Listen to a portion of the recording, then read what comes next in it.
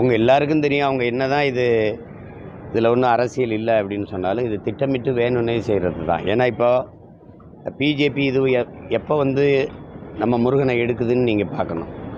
இப்போ இந்து முன்னணி, இங்கே இந்து மக்கள் கட்சி, விஸ்வ இந்து பரிசுத்து, ஆர்எஸ்எஸ் இதெல்லாம் தனித்தனி அமைப்பு இல்லை அப்படிங்கிறது உங்களுக்கு தெரியும். எல்லாம் ஒரே பாரதிய ஜனதாவின் கிளைக்கழகங்கள் தான். அவங்க இவ்வளோ நாளாக விநாயகரை தான், பிள்ளையாரை தான் போற்றிக்கிட்டு இருந்தாங்க, அதை தூக்கிட்டு வந்துக்கிட்டு இருந்தாங்க. அது இங்கே ஒன்றும் இதாகலைன்னா அப்போ தமிழருக்கு இருக்கிற பெருங்குறியீடு இங்கே முருகன் தான். சிவனையும் தொட்டு பார்த்தாங்க, அது ஒன்றும் சரியாக வரல.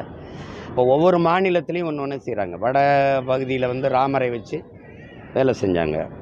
இப்போ அது அயோத்தியிலே அவங்க தேர்தலில் தோற்ற பிறகு அது எடுபடல. ராமர் கோயில் கட்டி முடித்த பிறகு அந்த பிரச்சனை முற்று பெற்றுச்சு. இந்த கோயில் ஒன்று மசூதியை இடித்து கோயில் கட்டணும்போது அந்த பிரச்சனைகளை வளர்ந்தாங்க, அது முற்று பெற்றுச்சு.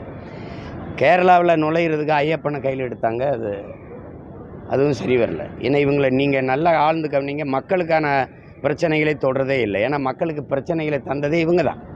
அங்கங்கே எது ஆழ்ந்த மக்களின் நம்பிக்கை பெற்று போற்றுதற்குரிய இறையாக இருக்கோ அதை தொடருது. அந்த உணர்ச்சியை எளிதாக பற்றிக்கணும். அங்கே ஐயப்பனை எடுத்தாங்க, அதுவும் செல்லலை. அது ஏன்னா கம்யூனிஸ்டும் காங்கிரஸ் ரெண்டும் வலுவாக எடுத்து வீழ்த்திட்டாங்க.